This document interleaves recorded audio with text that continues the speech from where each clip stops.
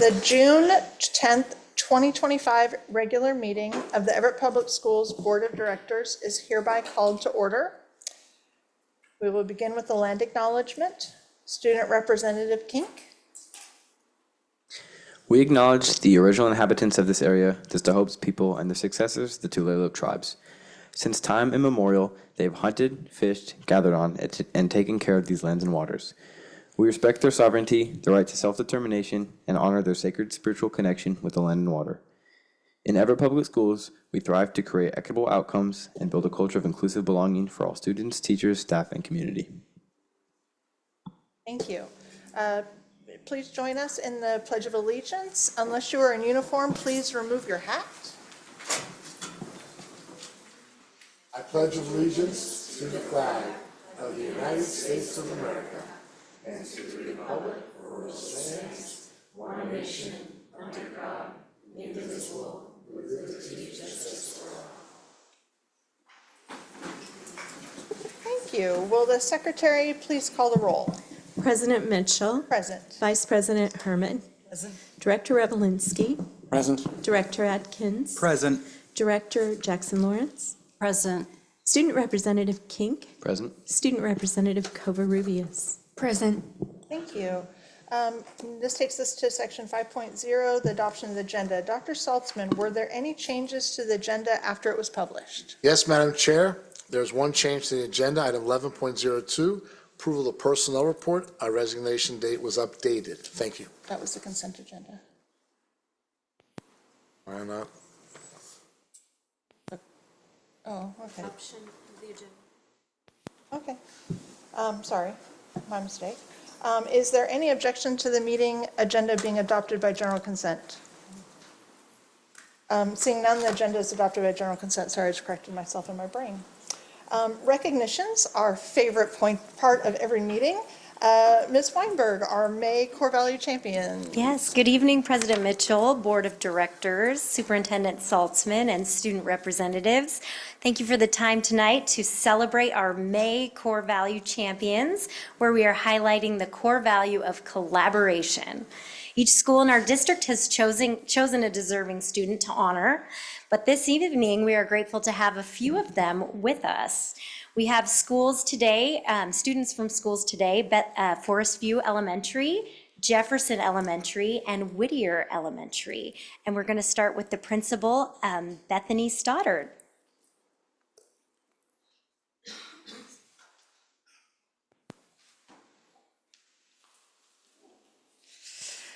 Good evening, President Mitchell, Board of Directors, Dr. Saltzman, student representatives, and guests. I am Bethany Stoddard, and I am the very proud principal of Forest View Elementary. Thank you for the opportunity to celebrate one of our outstanding students tonight. It is my honor to introduce Manat Tukral, a fifth grade student at Forest View, as our school's core value champion for collaboration. Manat is a team player, a leader, and works well with students in all grades. She contributes thoughtfully and articulately to those who she works with. Manat is an exemplary student in the area of collaboration, both in and out of the classroom. Manat is a part of our student leadership team called Student Ambassadors. She represents our school by demonstrating leadership, integrity, and setting a positive example for our younger students and those in her grade as well. Manat truly reflects what it means to live out all of our district's core values. Please join me in celebrating Manat Tukral as Forest View's Core Value Champion for the month of May. Congratulations, Manat.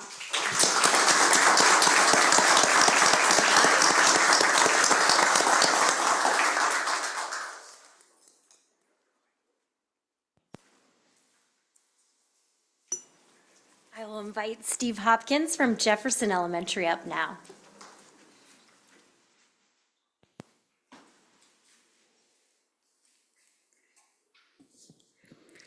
Good evening, President Mitchell, Board of Directors, Dr. Saltzman, student representatives, and guests. I am Steve Hopkins, honored to serve as the principal of Jefferson Elementary. Thank you for the opportunity to celebrate one of our amazing students tonight.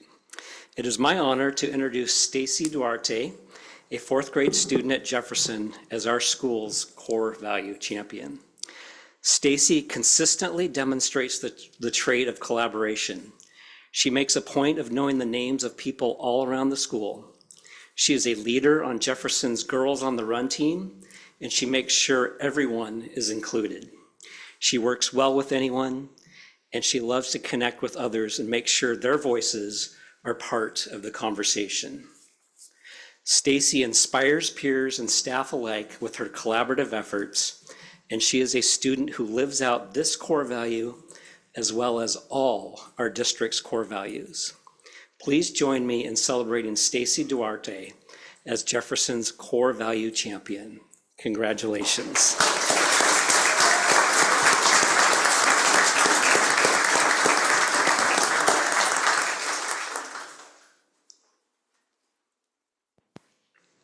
I will now invite up Tony Wentworth from Whittier Elementary.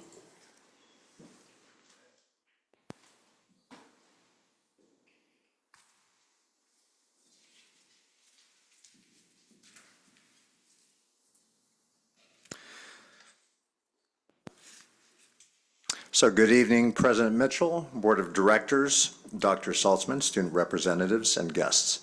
I'm Tony Wentworth, principal of Whittier Elementary School, and thank you very much for giving us this opportunity to celebrate one of our outstanding students at Whittier. So I want to introduce Leo Marin, a fourth grade student at Whittier, as one of our school's core value champions for collaboration.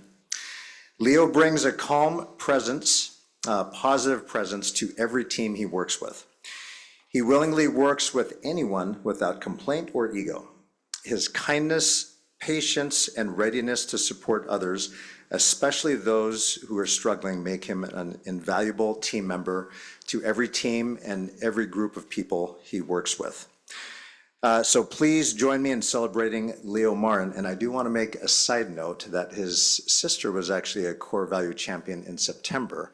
And he has a brother here too that he absolutely could be a core value champion, and he actually is at Whittier all the time. So this is also a celebration of the whole family because they have a family of core value champions. But congratulations to Leo.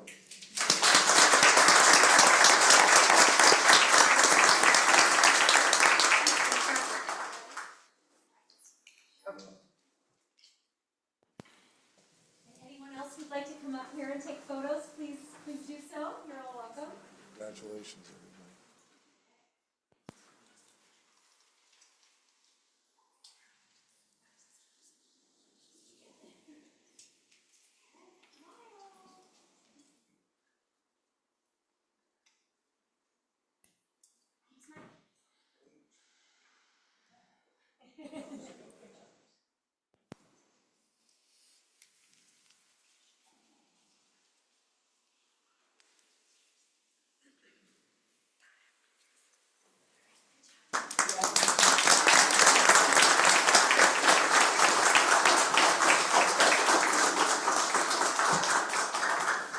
To our core value champion families, there is no reason for you to stay. Please go enjoy this beautiful evening, and congratulations to your students.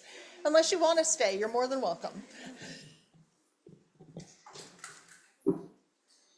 Okay, this takes us to a bittersweet recognition for our graduate student representative to the school board, Mr. Kink. Dr. Saltzman, do you have anything, would you like to start us with some comments? I'd be glad to. Well, first of all, to the public this evening and to our board, Will Kink is graduating on Saturday evening, and he's been our student rep for 2 years. Will, it's been an honor to learn from you and to work side by side with you. You are a man of great ethics, and you taught me a great deal. You helped me communicate to you and the students what our goals were for the year, and we met every other Monday with Vanessa. Do you remember those meetings?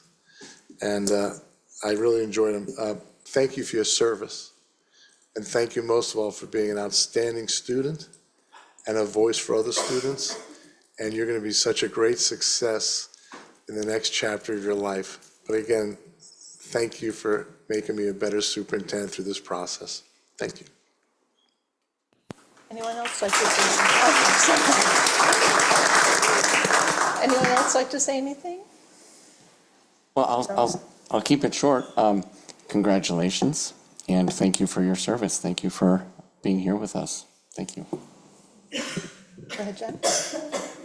Student Representative King, it's been a true pleasure to have you up on the dais with us, and your engagement these past couple of years. I'm always amazed at how much students have on their plates, and just appreciate you making the time for that. I also want to thank you for your leadership at Jackson High School with the students there. It means a lot to us to know that we have student leaders in the schools looking out for what's best for students and voicing that to us here on the board.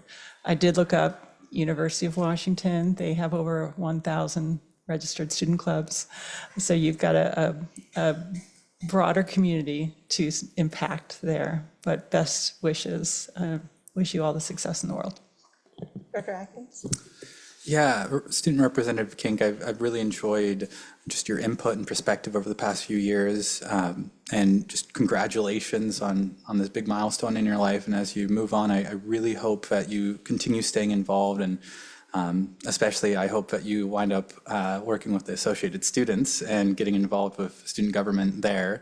There's just so much further opportunity, and I think you have so much more leadership to share with both your peers and just with the rest of us. So I hope to see more of you again soon. Congratulations, and I wish you all the best. Vanessa, anything? I wish you the best at UW, and you leave big shoes to fill, to be honest. Your involvement was incredible, and yeah, I wish you the best. It is just so impressive to see our student leaders that come in so many different types. I mean, you're a scholar, an athlete, ASB president, and you sit up here. And we always amazed when we were at the awards banquet for the athletes on Thursday night. Anna Marie looked at me and goes, how do they do all of this? And you always show up with poise and grace and a smile on your face and an ability to tell the story of what's happening at Jackson. And your voice will be missed here, but as Director Atkins just said, take it with you. And we can't wait to see what becomes. So we have a little award certificate of appreciation. If you can come down to the front. I should have taken this out beforehand.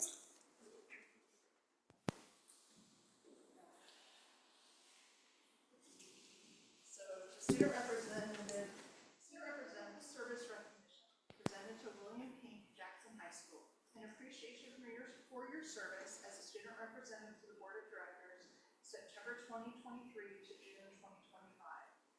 Thank you.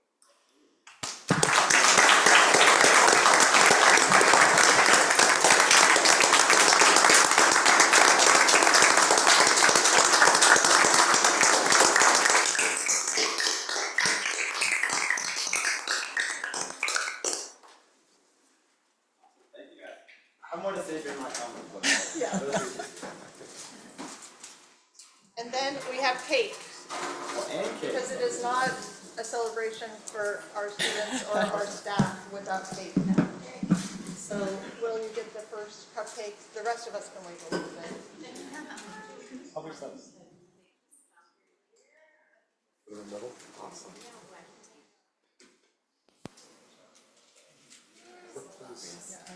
Please. Vanessa, please. They're just little cupcakes. Seriously, Will, I better see you as ASU Dub president. I'm not ready. Make it happen.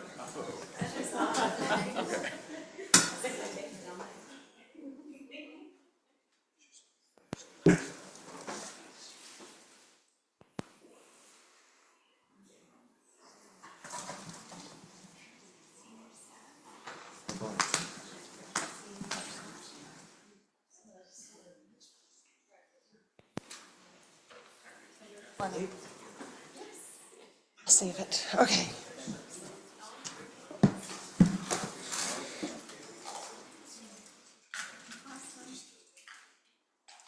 Right.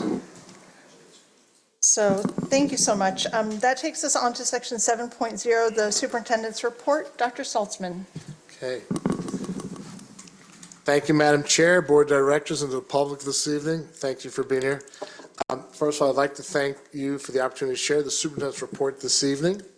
And this week begins our commencements in our district. So very proud of our seniors that are walking across the stage. Over 1,200 students will be walking across the stage to receive their diplomas. That takes everybody in this school district, from parents to teachers to staff to everybody in this room, to making this happen. So congratulations as a system. Sequoia High School's graduation will start Thursday evening, which will kick off our commencement season. Everett High School, Cascade High School, and Jackson High Schools will have their graduations on Saturday. Graduation is the crown jewel of public education. We are excited for students and families as you embark on this season. So from myself to the board, to everybody, congratulations to our graduates, and looking to celebrate with you on Thursday and all day Saturday. We also recently congratulated our retirees. On June 3rd, we held our annual retirement celebration here at the Community Resource Center. Want to thank the retirees for their service to the school district, and to the HR department led by Dr. Chad Golden for an outstanding ceremony. We honored over 50 retirees who have shown great dedication and passion for education, helping to make our school district much stronger. And it was an honor to be amongst them. And then in a few more weeks, they'll be having a full retirement. So congratulations to them. In 10 days from now, we'll be excited to announce summer learning will take place as we get into this next season of summer learning. So this year's theme is called Level Up. Students can explore summer opportunities by visiting our district website. So I encourage everybody to visit our district website, because you're going to see the many activities that are taking place in the summer for our students. I invite our students to watch the summer learning video where we kick off great reading with a great book. Also, I want our students to have a fantastic summer. Great time to see family, enjoy the beautiful Pacific Northwest. So it's a great time of year for our students as they embark on that season. Want to let the community know that over the summer, we'll have free meal options available for all our students.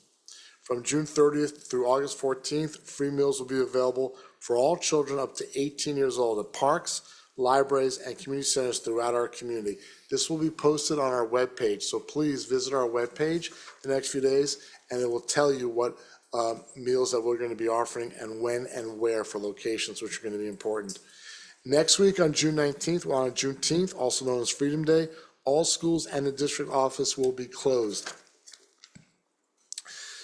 Friday, June 20th, is the last day of school with an early release for our students and the beginning of summer break.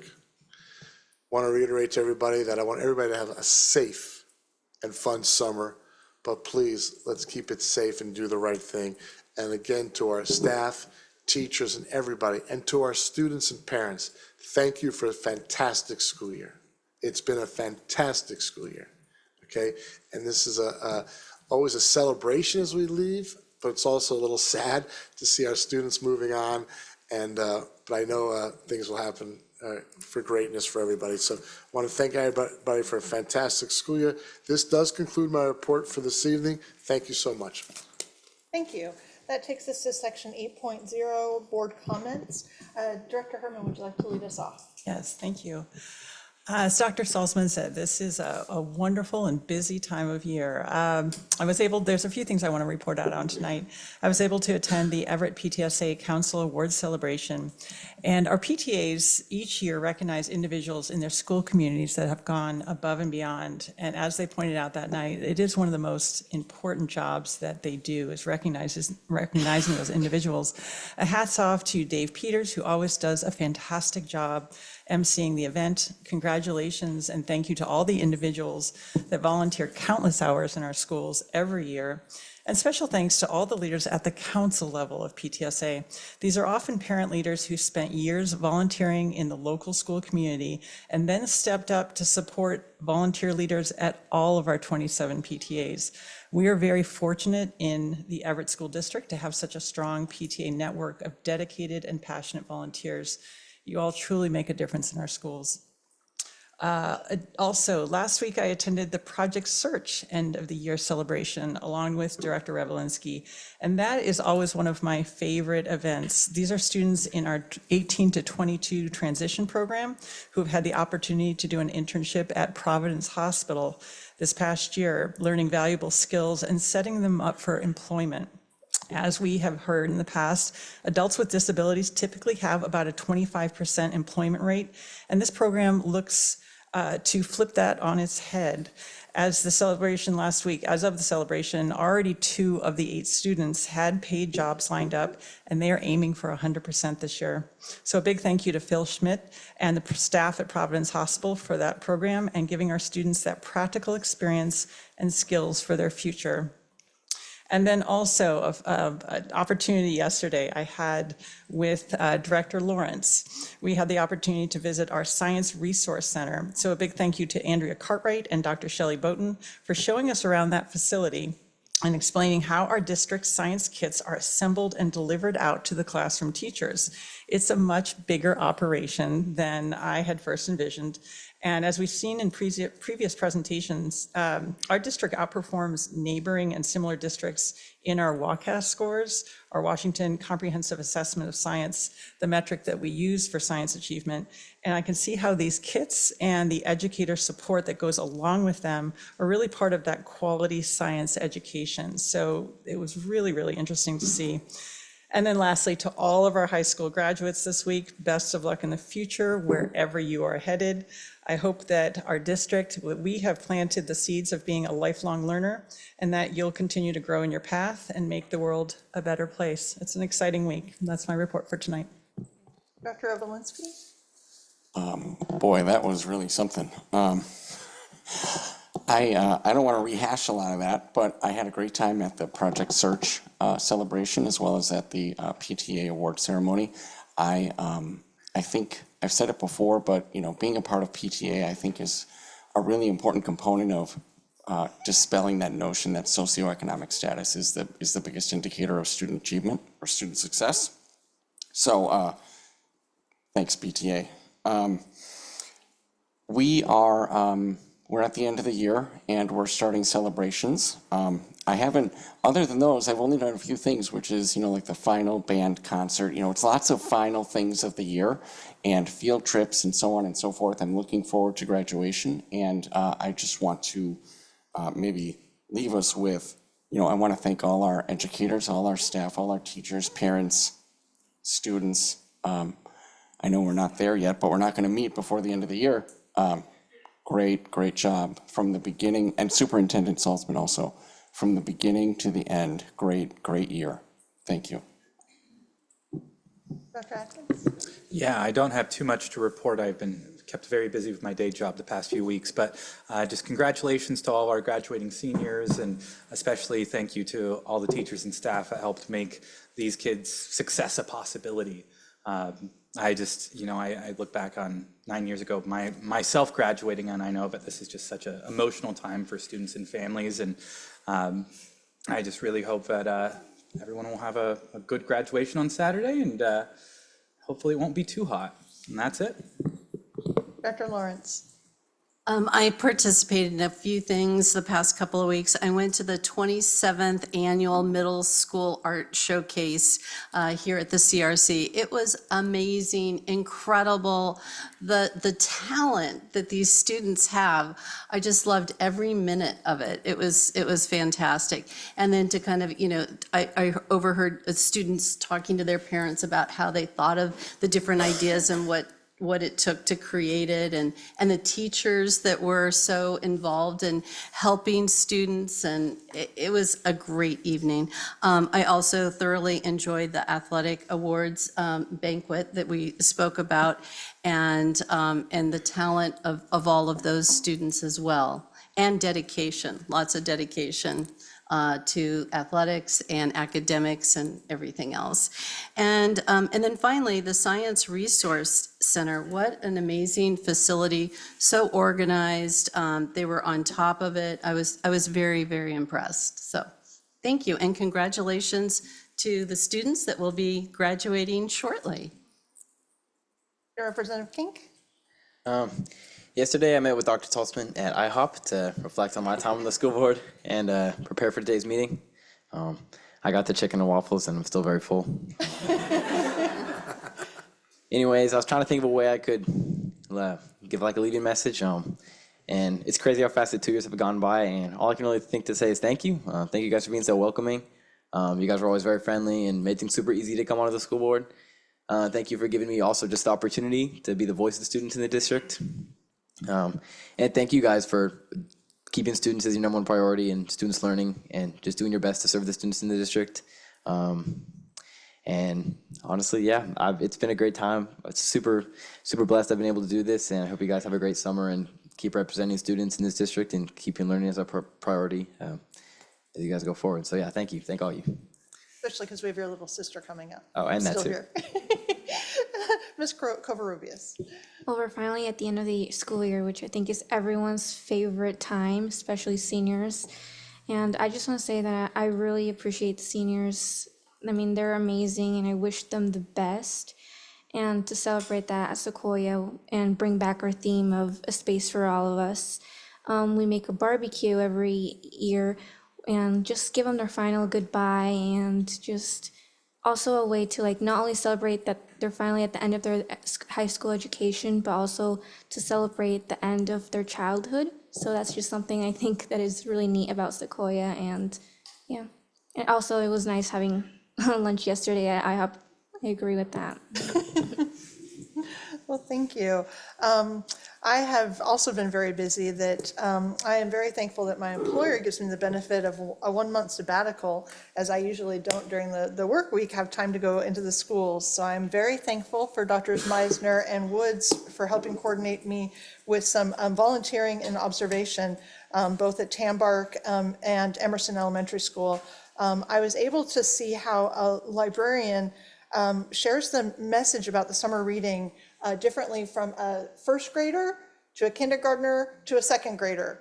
And just to see how she has to do that, because a first grade teacher just teaches first grade, but that librarian has to know everyone that comes in and all the names that she has to remember, because Tambark is quite a big school. And then was able to go to Emerson's library, because that was at Tambark's library. At Emerson's library, I learned how to put the plastic wraps on hardcover books. And it is a little bit more complicated until you figure out the secret. But I really liked being put to work, so thank you so much. And I'll be there this Thursday to help with the Scholastic Book Fair. She asked if that was okay, and I said, absolutely, it's okay. I get to help sell books. That's excellent. Two other things too is that I was able to meet a teacher at Tambark who is a Jackson High grad and a recent WSU grad. So I think that is growing our own, as well as the office manager at Tambark. I have seen her so many times that I've been there, and I finally stopped and said, I met you in softball years ago, right? When our daughters played together. And she said, yes, and my daughter's right here. And she's going to be starting at Forest View in September. So to see two Jackson High grads that are now going to be our teacher or going to be teacher, I just think that that's great for our district, that to what Mr. King said, what they've learned here and what they've taken with them, they actually are bringing it back here to teach others, and it was just a really great time. And then today I was at Sequoia, and Mr. Roy took me around and showed me a lot of excellent things with their graduation rates they had last year. We talked about graduation on Thursday night, and just really, really great experience today. So just to reiterate, a joyous time for graduations, and I'm looking forward to all of the celebrations, so thank you. So that takes us to public comment. Dr. Saltzman, is there public comment tonight? Yes, there is. Okay, thank you. I think we have 8 people that have signed up and 1 online person. The board sets aside 15 minutes during the regular board meeting to hear from our constituents. We do this because we value public input and want to hear and understand the perspectives you bring to the table. Each speaker will have 3 minutes to speak. As board president, I have the responsibility to ensure that our board meetings we conduct business in public. We do this in an orderly, productive, and respectful manner. We welcome ideas and opinions presented in that same manner, and I thank you for helping me with that responsibility. The entire board welcomes you to the public meeting. It is important that you understand how this portion of the board meeting will be conducted. We will call each of you to the podium in the order of which you signed up to speak, and we will do the in-person people before we do the online person. All comments are recorded, so the board has access to everything said tonight. Repetition is not necessary as it cuts into the time others have to speak. The public comment part of our agenda is for the board to listen to what you have to say and not to debate or discuss. Board members do not respond to individual comments. And then lastly, please remember that your words have an impact on you, not on the school district. And you are responsible for your words. We caution all speakers it is possible that your statements could violate the rights of others under various laws, including laws protecting privacy and laws prohibiting defamation. If you are unsure of the legal impact of your remarks, you should seek independent legal advice. In any case, we ask that you help us be a model for respect and an inclusive community for our students. So again, we have 15 minutes, and with 8 speakers that will potentially take us over the 15 minutes. Last meeting, I did do the 15 minutes plus 1 speaker because that got us to the end. I will do the same tonight, the 15 minutes plus 1 if we need it. But if the more concise you are, the more time there is for everyone to speak. Our first speaker tonight is Kathleen Bulgler, is a resident of the district here to speak about LifeWise. Kathleen, if you want to come up to the podium, and I'll repeat this for everyone when you come up so nobody has to remember this. You do not need to adjust the microphone. It is quite sensitive. You'll see 3 little buttons there on the top. When you start to speak, the green light will mean that you have 3 minutes left, a yellow 30 seconds, and the end of your time, a red light will end your time and I'll politely excuse you. So you can begin when the red light comes on. The green light. Green light, excuse me. Hi, I'm Kathleen Burglar, and I want to first say that it is really gratifying to see the mechanisms of public institutions at work and working seemingly well. And that's fulfilling for me as a community member. I live here in North Everett. I've been here for 5 years. I raised my kids out by Warm Beach, and they went kindergarten through 12th grade at the Lakewood School District. And one of the things that I loved the most about that school district is it was quite small, and that allowed a really deep sense of community, of belonging, and connectedness. And I've heard so much of those things echoed in the things that you're saying today, is that community. I see it reflected in your vision, in your core values, and the student outcomes that you're looking for. I'm here today to voice my opposition to both the existing presence of LifeWise in Everett schools and any planned or potential expansion. Their method seems to be an opportunistic one. Their mission is akin to the metaphor of the camel coming into the tent. It starts with just the nose, and then it's the whole face, and then it is down to the chest, and then it's the feet. And soon enough, the entire camel is taking up the entire tent, and you're put out into the sand outside to sleep in the cold. My fear, my concern, is that they will not stop at 1 school, 2 schools, 5 schools. They are part of a broader nationwide push to ignore the directives of the Constitution and turn our amazing cultural melting pot into a homogenous Christian nation, excluding, isolating, and even scapegoating those who don't join in. If their true aim was to spread the teachings of the Bible to students, they could just as easily embrace it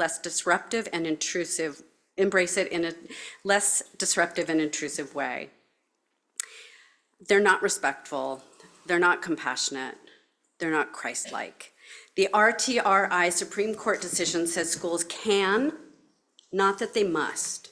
Separation of church and state, however, is not a suggestion. It is a foundational imperative. Thank you. Thank you.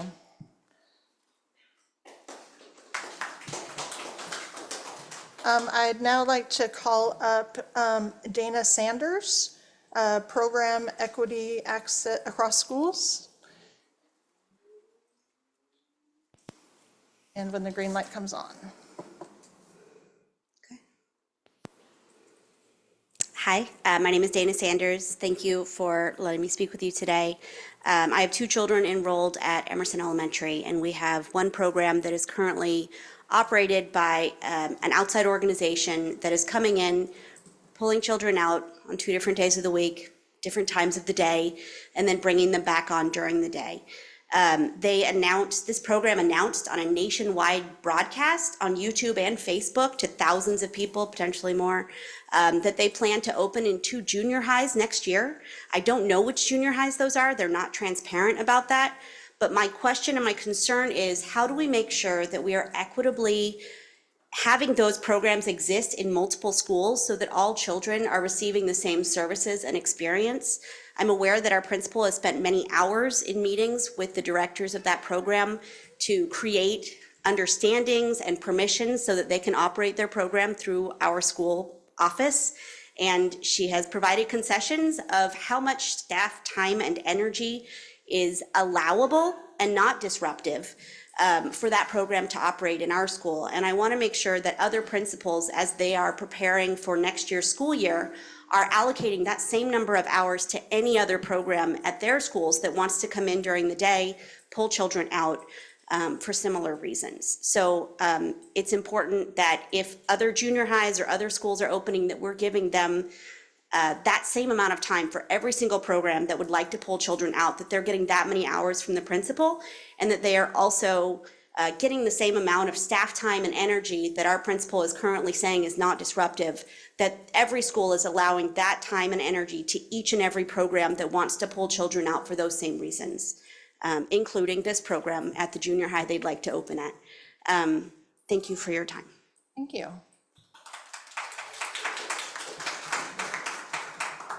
Now is Susan Exkin, I don't know if I said that right, a retired teacher and a resident of Everett. And when the green light comes up, please. Okay, green light. Hi, my name is Susan Gaskin. Thank you for your time today. I'm a retired teacher from the Everett School District. I taught at Emerson and many schools in the district. My concern today is for the program of LifeWise. I believe that it's a great concern for students. No student should be taken away from their mandated recess time during the day. This impairs the education of other subjects. No presence of LifeWise vehicles should be on campus at any time. No wearing of t-shirts that advertise religious organizations on school property should take place. And no bringing back LifeWise Bibles or gifts to school so others can see them. They need to be concealed in a backpack and out of sight and not be shown to others during the day, and which is just common for children to be able to do that. They're excited about what they're doing, but this is not an inclusive program, and I'm very concerned. The program could take place before and after school. That would not be a problem for everyone, as other programs like Boy Scouts, Girl Scouts, and so forth take place. And if this program continues to exist, I would hope that that would be an option that would be accepted. Thank you. Thank you.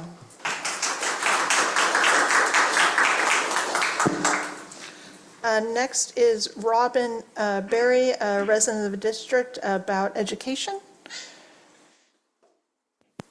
And Mr. Berry, we did thank you for the written comments, and still 3 minutes, and we have your written comments. And so when the green light comes up. Thank you.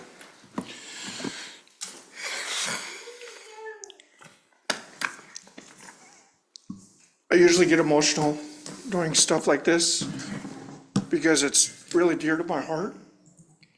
I have 2 boys that passed of muscular dystrophy several years ago. They were in this school district. So anyway, this is regarding education, regarding my son, stepson, who has autism. I've had several meetings with the school and Dr. Woods. So this is not a personal attack on anybody in general in the meetings that I've ever had, just my perspective as a parent. Hello and good afternoon, ladies and gentlemen of the school board. I want to first thank you for having this meeting. I would also like to thank you for your time today. There are many things on my mind that I'd like to discuss with the board today.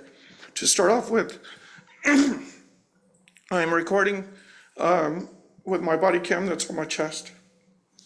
My name is Ron Berry. I am a parent of 2 children in the Everett School District. Currently one is going to Jackson, the other one is in North Middle. I am here today to discuss my disgust in the Everett School District. Growing up also in the Everett School District, my home schools were Evergreen Middle School, where I met Ms. Gunderson. I also went to Everett High. My grade schools were Lowell Elementary, Madison Elementary. I can remember a time where if their parents had an issue with teachers, principals, or administration thereof, it was easy to speak to them. I remember this as if it was yesterday. Moving forward to today, we don't have that communication like when I was a kid. It was the parent's choice to put an IEP in place for the child. Back then, it was the parent's choice whether to hold a child back or not. I remember when I was in school, I didn't feel that I was ready to move forward. I held myself back because I recognized that I needed the extra help. Nowadays, the school system isn't like it used to be. It's left up to the schools, it's left up to the administrators and the teachers to decide who deserves and does not deserve an IEP. When I was a kid, education was left up to the parents as far as what they wanted to go to be part of the decisions as education and is concerned. I am happy to report that I currently have a great relationship with everybody at North Middle. Mr. Barrett, I'm sorry, your time has expired. No. We appreciate your written comments, which you are reading to us. We will get back to you. So All right, thank you so thank you. much for being here tonight.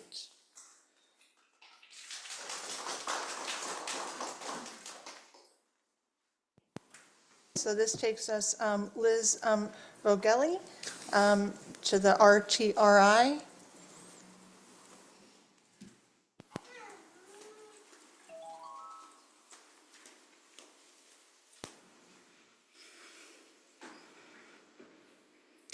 Hello, my name is Liz Vogeley. While I am a resident of the city of Everett, I am a parent in the Mukilteo School District.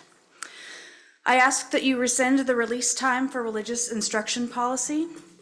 Everyone here who opposes the RTRI has spoken eloquently and with incredible conviction. I also listened to last week's and agree with still that statement. So I will not reiterate. What I will say is that the LifeWise Academy has begun their campaign to start a program in the Mukilteo School District. Their website states, "Believe it or not, we can provide a Bible education class for our public school students during school hours." That's in bold. Please take a moment to sign our interest list. They need 50 signatures and have 52. I see a campaign to stop this program in the very near future. Thank you for your time and commitment to an inclusive school district. Thank you. Thank you. And I really do apologize. I got my papers out of order. This was I flipped over one by mistake. We have one more live person, Dana Cray with LifeWise at Emerson. Ms. Cray. You did come in number 5, I apologize. Okay, good evening, members of the Everett School Board. My name is Dana Cray, and I'm a parent of 2 kids at Emerson Elementary. And I am here to strongly oppose the presence and expansion of LifeWise Academy in our public schools. LifeWise removes children from school during the day for off-site Bible instruction. While families have every right to seek religious education, that right should stop where public school neutrality begins. Religion belongs in home, churches, or after school, not during instructional time and not facilitated by a public school system meant to serve everyone equally. And I regret not speaking out more forcefully October 2023 when I found a LifeWise pamphlet and a few pieces of candy on my doorstep, despite my no soliciting signs. At first I was angry, thinking an adult was targeting my child. Later I found out it was one of his classmates, which was still upsetting. It showed just how deeply this program is reaching into our children's social lives under the radar.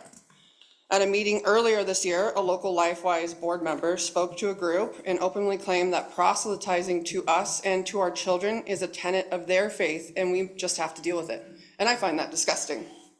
No child should be targeted for religious conversion as part of their public school experience. What's more, this sets a dangerous precedence. If LifeWise is allowed to operate during school hours, what's stopping other religious groups, like the Church of Satan? You won't be able to say no without showing preference, and that's scary. And that opens the district up to even more division and legal trouble. So I have to ask, why this brand of Christianity? The Jesus I know wouldn't want kids pulled away from lunch or recess to hear about him. He wouldn't approve of using peer pressure or public school infrastructure to spread this message.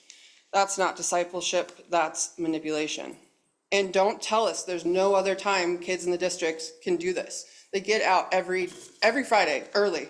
And I live right next to the school and the church where LifeWise takes the kids, and I've seen them Fridays after school running around in their red shirts. So I know they can do it.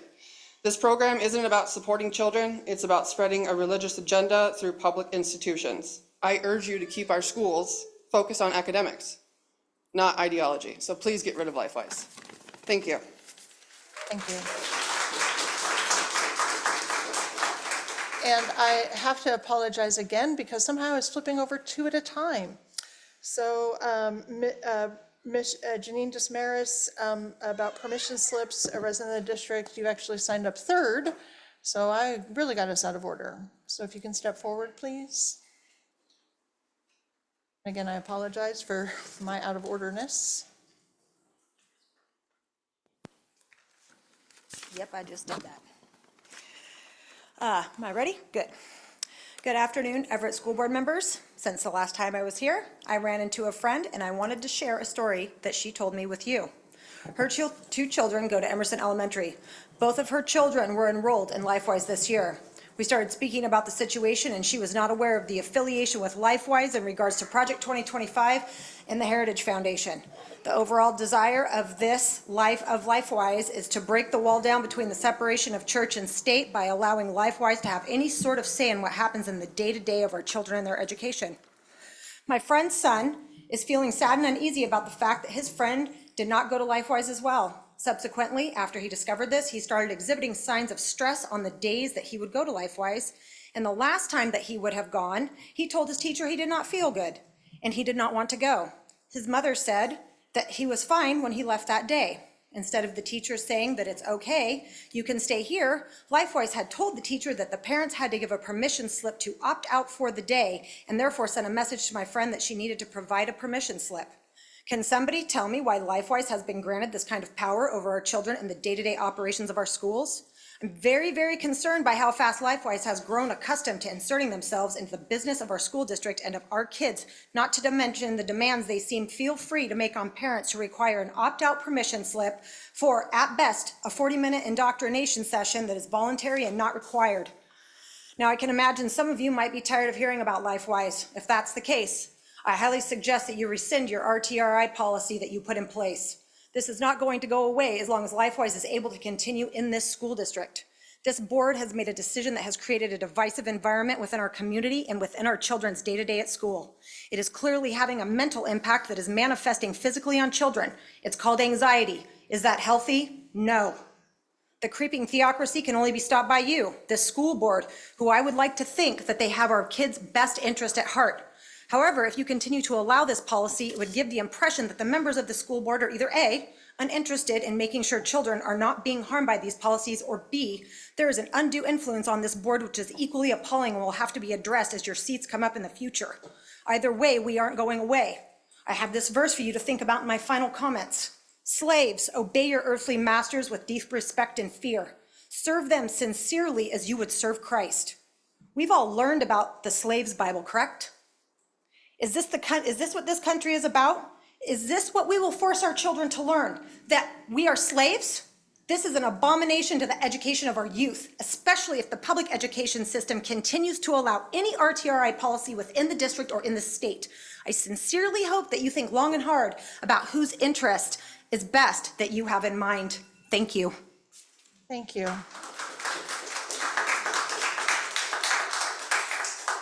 And then lastly, we have one online speaker tonight. I appreciate the time you guys have given, because we were able to do all of the people in person and then the one online. So Jared, can you please bring him forward?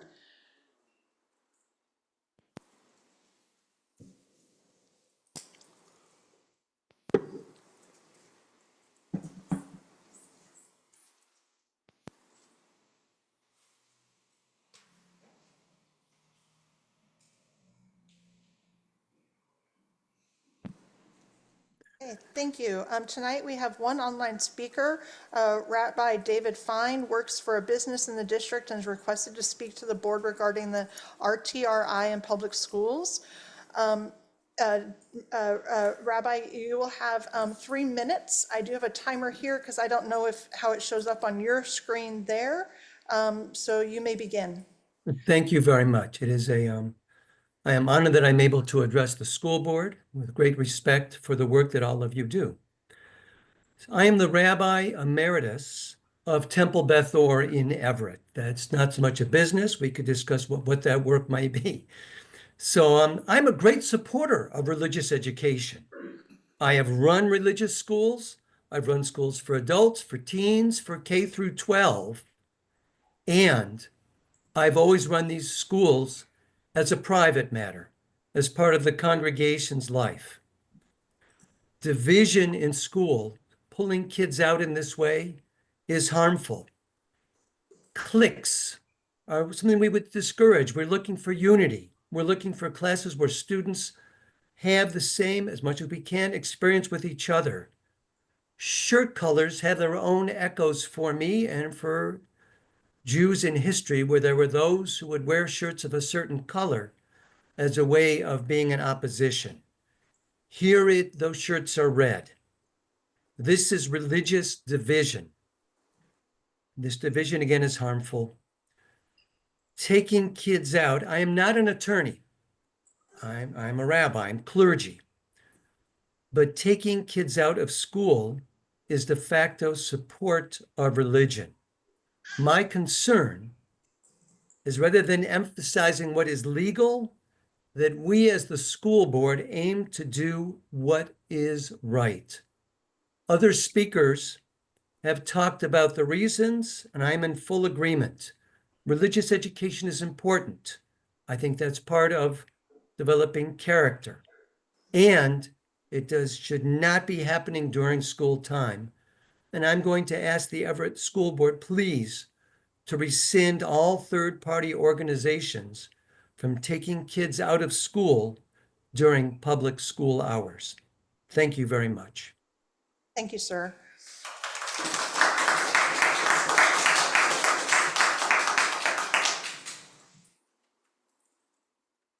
And I think all of you asked for, or a lot of you did ask for written comments, so we will get back to you and proceed with our meeting. This takes us to section 10.0, legislative updates, and per Director Rovolinski, there is none for this meeting, which takes us to section 11.0, the consent agenda. Dr. Saltzman, have you received any questions about a consent agenda item? Thank you, Madam Chair. In the case of the consent agenda, the superintendent's office received no questions regarding items on the consent agenda. Thank you. Thank you. First, does any director wish to remove an item from the consent agenda and place it in the new business section of the agenda? Seeing none, is there any objection to adoption of the consent agenda by general consent? Seeing none, the consent agenda is approved by general consent. That takes us to section 12.0, strategic progress monitoring, and there is none for this meeting, which takes us to section 13.0, information and discussion, which is recruitment, retention, and affirmative action report. Dr. Golden.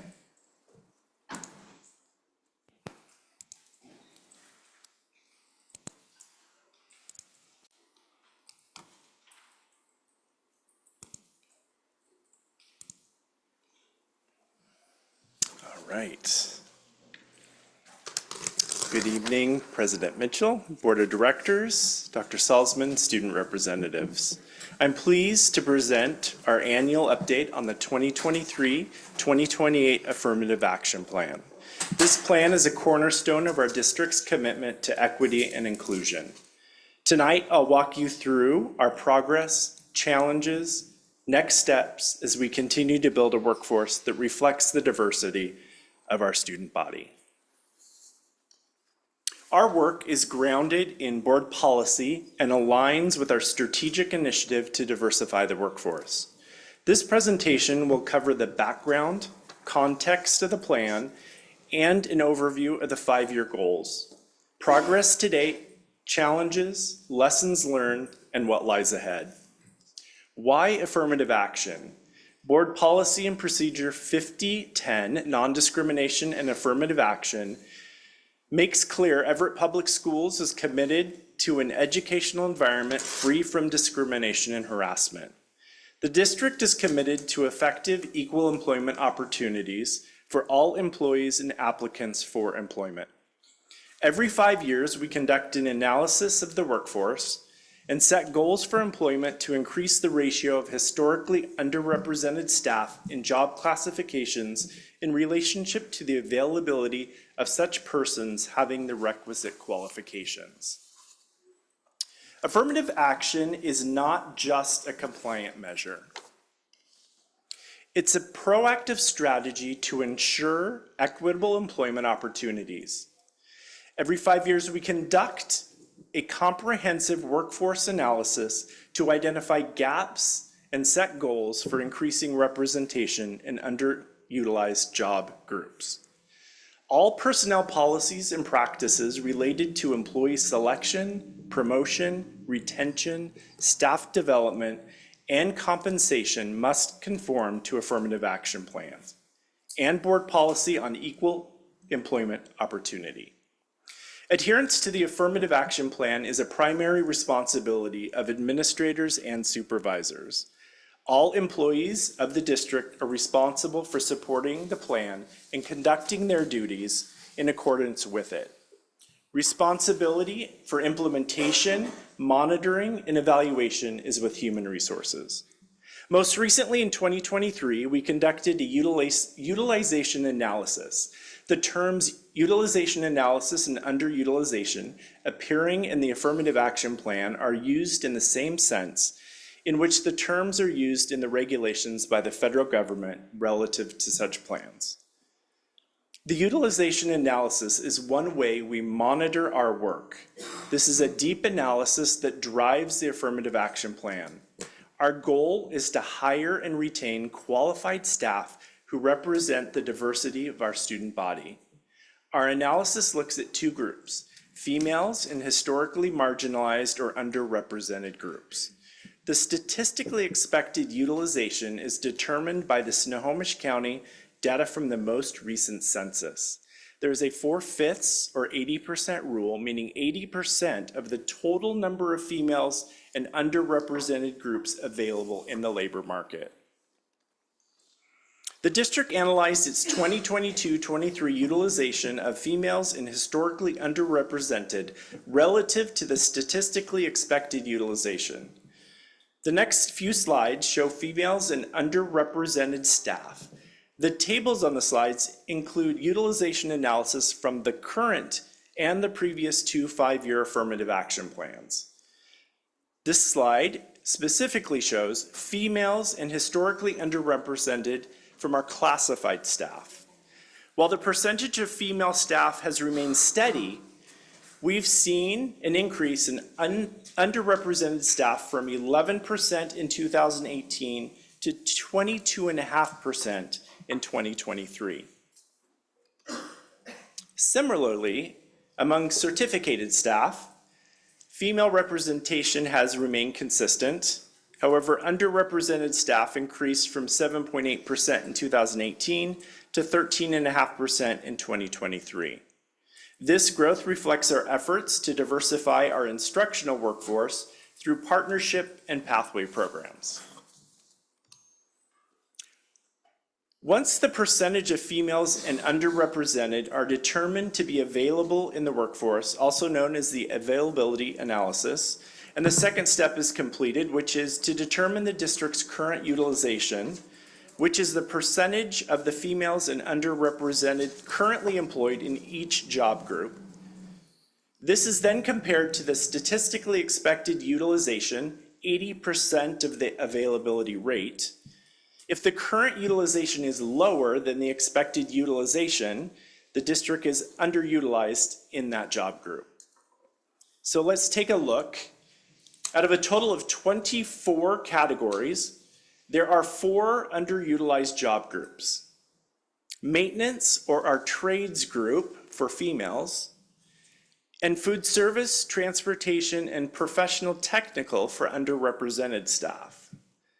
These have been the focus of our targeted outreach and hiring strategies.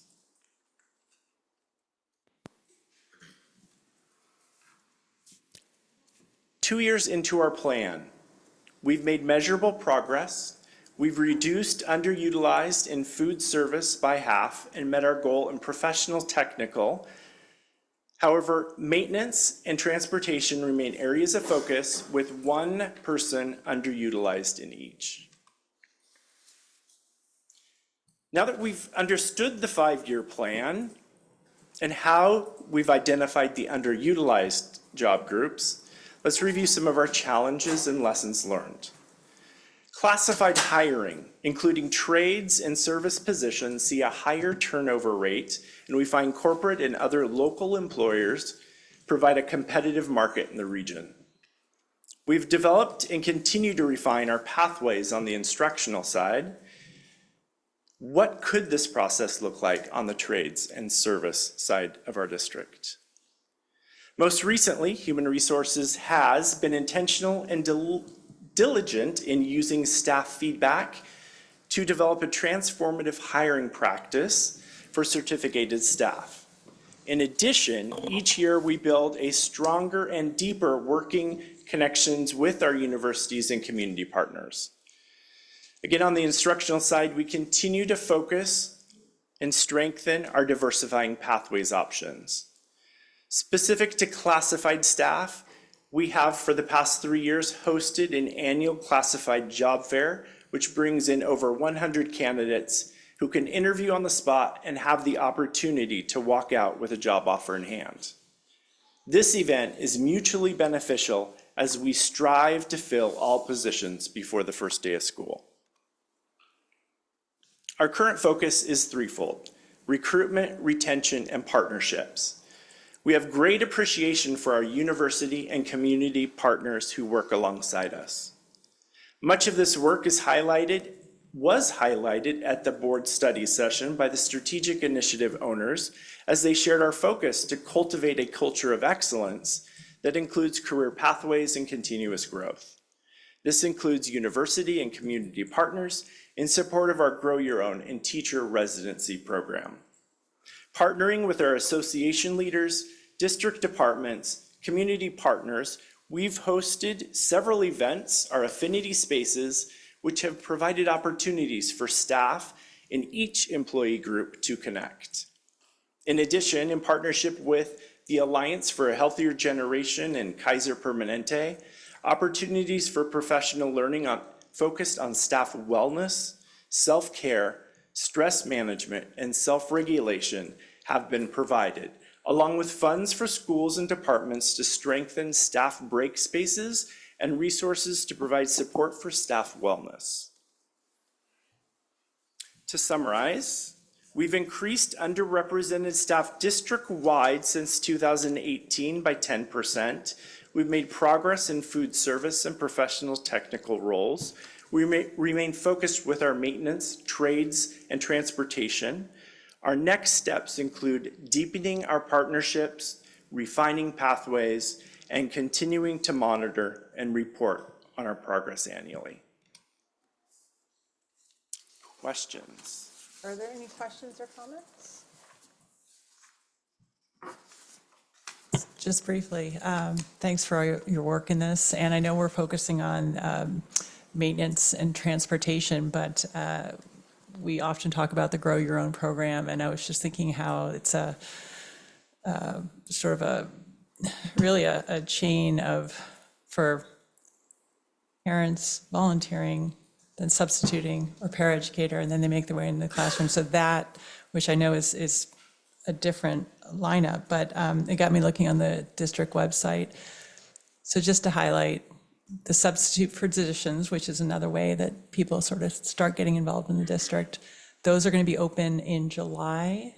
Is that correct? That's correct, yes. Okay, and just for anyone interested, it actually is very streamlined on the website for the district. So I just found a lot of information for anyone that may want to dip their toe into working for Everett Public Schools. But I know the information tonight is on the affirmative action plan. So thank you very much for all your work in this area. Any other questions or comments? Student representatives, any questions or comments? I just am so thankful that in this state, we can still have these kind of conversations. And thank you and your teams, because I know it's not just you, it's all those hiring managers out there. So thank you so much. And that takes us to section 13.02, Capital Bond Planning Committee update. Mr. Fleckenstein.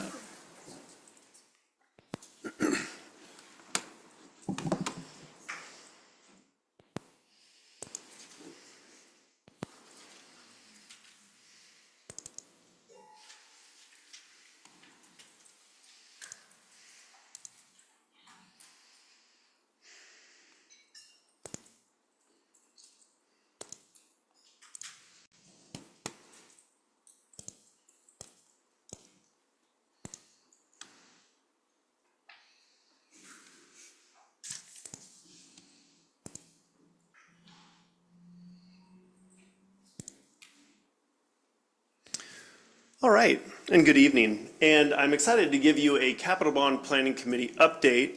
This particular update is in response to our work since the last regular update board meeting on April 22nd.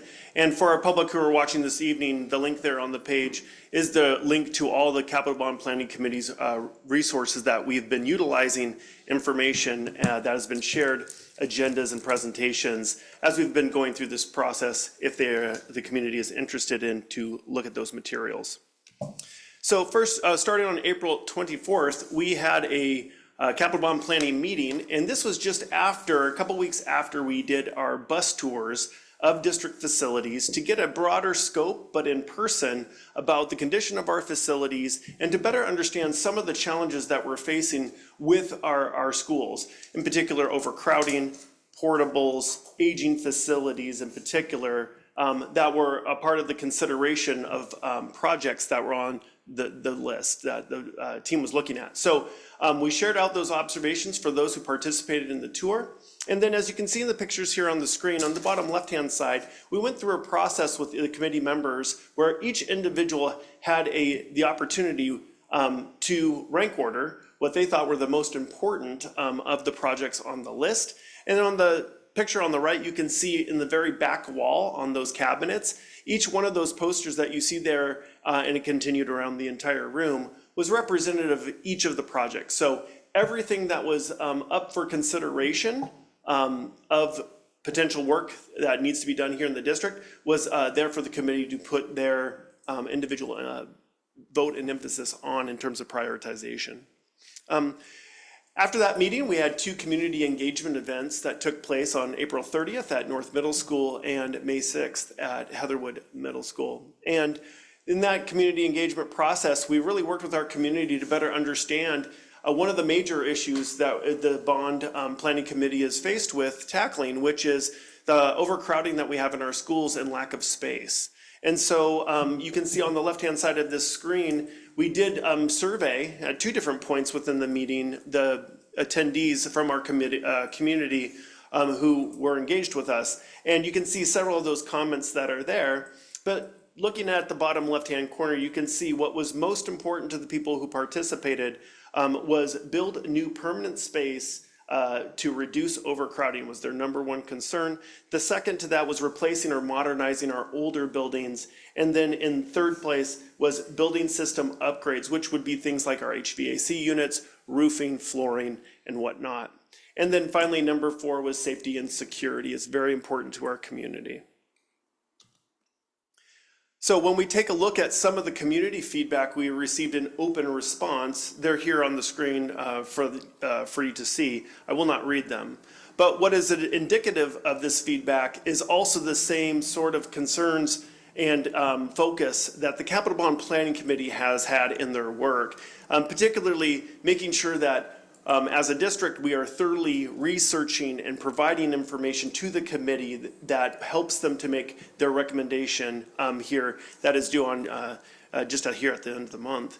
But then also engage them authentically in real experiences that help them to better understand the needs of the district when it comes to space and its growth. From those community feedback meetings, we then shared that feedback with the committee on May 15th. This was our last in-person meeting of the Capital Bond Planning Committee. In this meeting, we actually were charged to finalize the committee's bond package recommendation. And in this particular meeting, we had a great level of consensus on the major projects. The consideration was, at this point in the meeting, was, and how will our community respond to what they're seeing here? What do you think they will, based on the feedback we also saw in our community meetings, how would they respond to what is most important? Does that match what our community is saying, in addition to the work and the research that the district with the committee has done to meet the district's needs? So some of the key themes that came out of that final meeting is it's important to take care of what we have. Our community we're Everett School District #2, meaning #2 oldest in the state. And what's great about that is we do have a lot of buildings, but we also have older buildings, and we do need to take care of what we already have. So that was very important to everybody. It was really important that this committee needs or understands the need for space, especially at the elementary level, and that we need a new elementary. It's also important to the community and to the committee here that we transition as many students out of portables as possible through the bond package that they are recommending. And that it's also important for them to make sure that outdoor play spaces and outdoor spaces that both students can utilize and the community can utilize is very important to this particular bond proposal. So next for our timeline on our Capital Bond Planning Committee is we are in the final stages of preparing that final recommendation and report to Dr. Saltzman on June 24th. And from that, he will be utilizing that report with the board in its August 21st meeting. And we will have 6 Capital Bond Planning Committee members join the board at that meeting as a part of that review of the report. And then for the board to have, obviously, discussions around the final package with the superintendent. And with that, I thank you for your time this evening. Thank you so much. Are there any questions?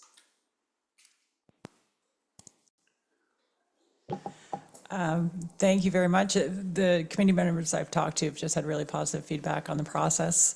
And so I'm excited for us to be discussing this in August.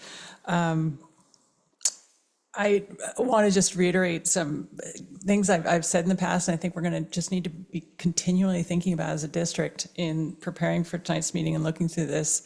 was looking back again to the Wahkiakum School District lawsuit from several years ago that would have transferred over capital facilities to more of a state role.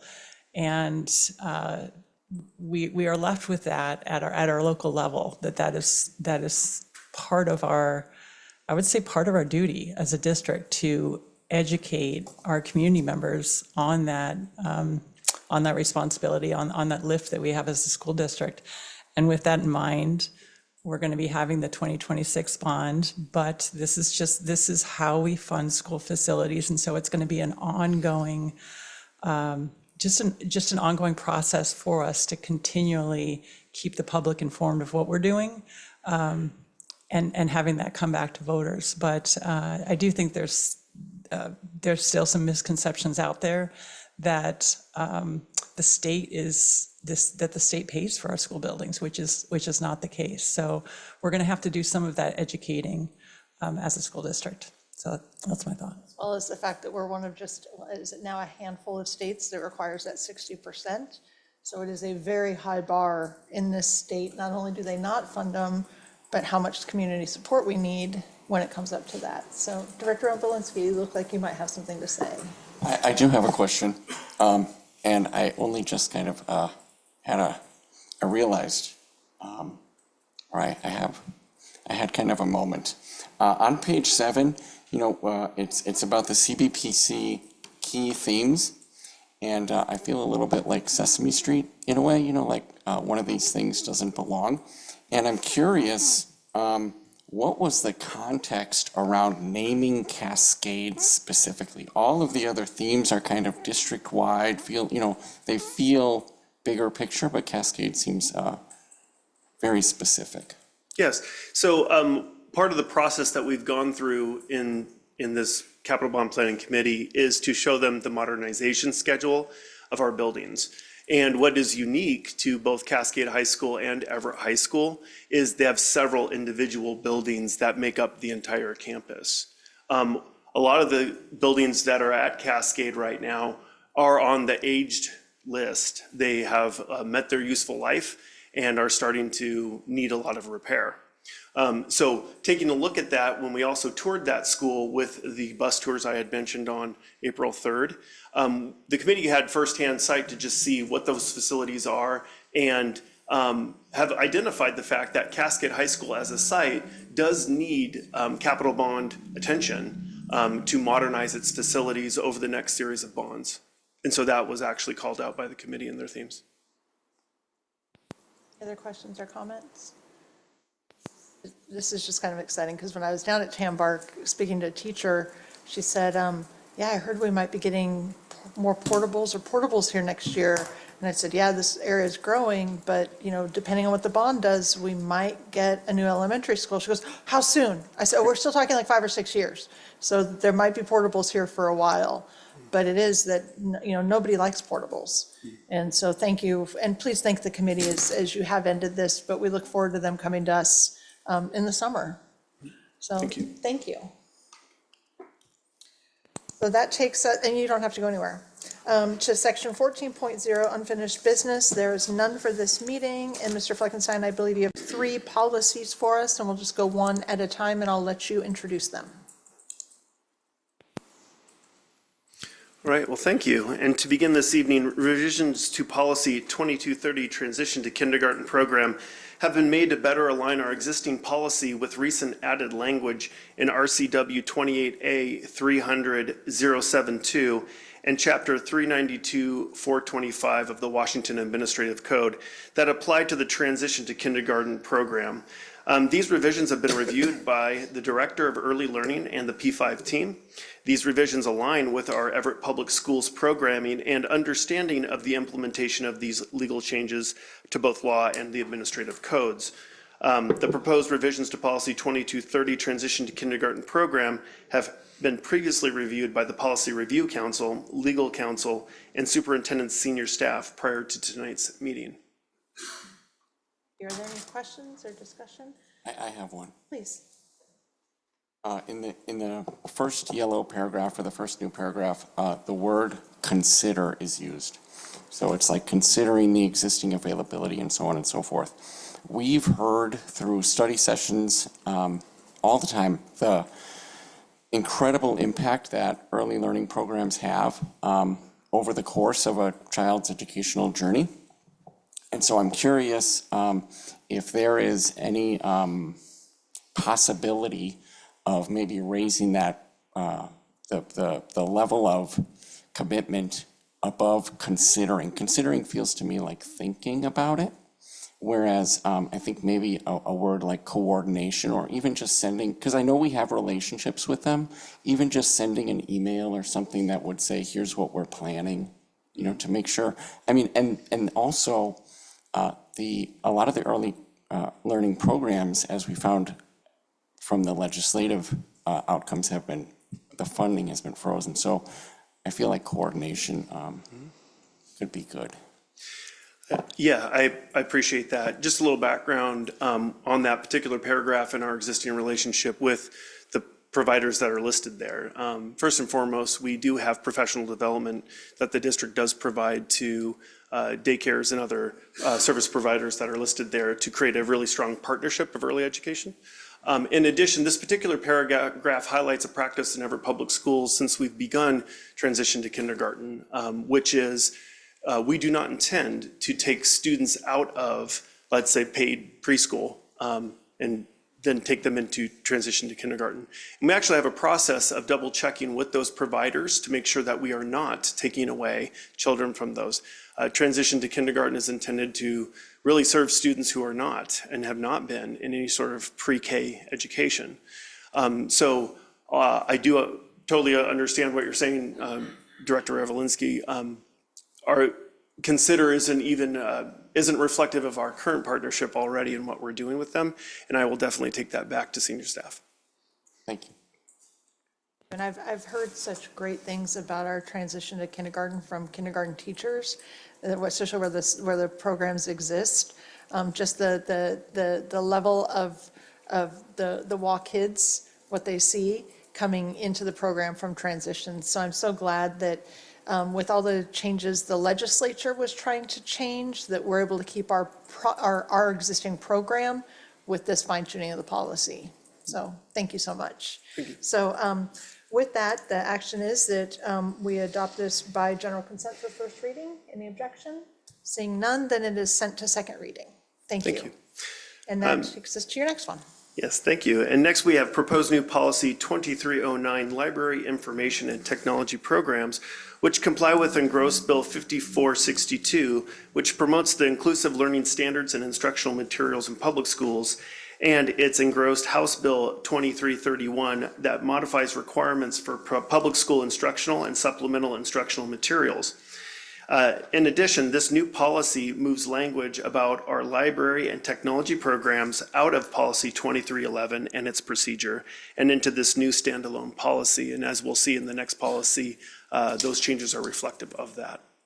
The new policy 2309 has been previously reviewed by the Policy Review Council, Legal Counsel, and the Superintendent's senior staff. Are there any questions or comments? My only comment is just I really appreciate the inclusion of digital citizenship and just media literacy. I remember getting taught from a very young age in a library setting at a school library about the importance of just not believing everything you see on the internet. And I've been very fearful that a lot of our kids are not getting those same lessons. So I really appreciate the work that's gone into this. And we approved earlier on the consent agenda that the grant to Emerson for books in different languages, and she has another grant, I guess, coming also, so she'll get $10,000, but that $10,000 is only buying something like 250 books because the cost of translated books is so expensive. But she did share with me, she has a student there that's Ukrainian reading Harry Potter in Ukrainian. That's not the language, but in their language. And so pretty cool that we actually have a policy that says we can encourage this. Again, fortunate to live in this state.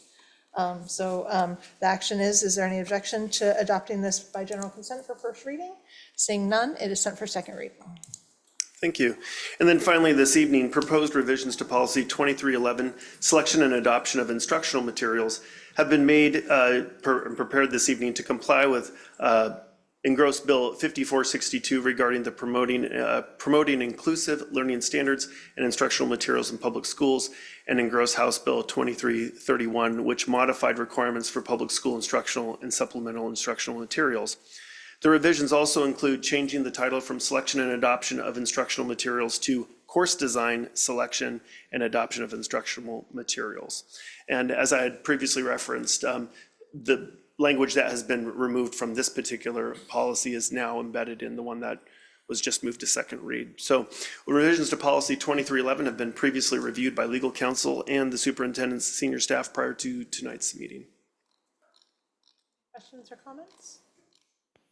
What was the bill number again? There were two. I'll just abbreviate ESB 5462 and ESHB 2331. Thank you. I just have a simple question. Even though they're being separate, anything different from what we've already been doing? Or did this just put into words what we've already been doing here with that course design? Because I think we've tried to do our standards around the courses. The language has changed in here in terms of its practice. I'd like to invite my colleague up who may expand on that just a little bit more, particularly around supplemental or temporary materials.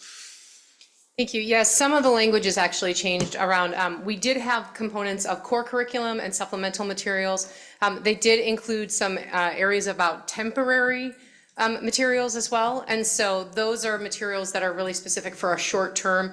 I think it was to address, there were some districts in the state that had a necessitation of, we need to adopt something right now because we need to fill a gap for something that's a requirement by the state. And so that language changed, the removal of the library materials changed. There was addition of some phrases around course design, so not just about adoption of a material, but also course design. But for the most part, it is pretty similar to what we had, but we needed to clean up some of the language. Okay, but it's pretty much our standard of practice, or is this, will these two new laws change how we're doing things? We do not need to change most of our policy because it was a fairly robust policy to begin with, and it's in compliance with the rest of the laws. Perfect, that's what I always feel like we're a little bit more advanced here than the rest of the state, so thank you for the confirmation. You bet. Not ego or anything when it comes to that. So that takes us to upcoming agenda items, section 16.0. Dr. Saltzman, what do we have planned? Thank you, Madam Chair, Board of Directors, and the public. Oh, hold on. I forgot the action. I forgot. Is there any objection to adopting this item by general consent for first reading? Okay, it is sent to second reading. I apologize. We're not complete. We ready now, Madam Chair? Yes, I Okay. apologize. Thank you, Madam Chair. At the June 12th special meeting, directors will attend the Sequoia High School commencement. At the June 14th special meeting, directors will attend commencement ceremonies for the Everett High School, the Cascade High School, and Jackson High School.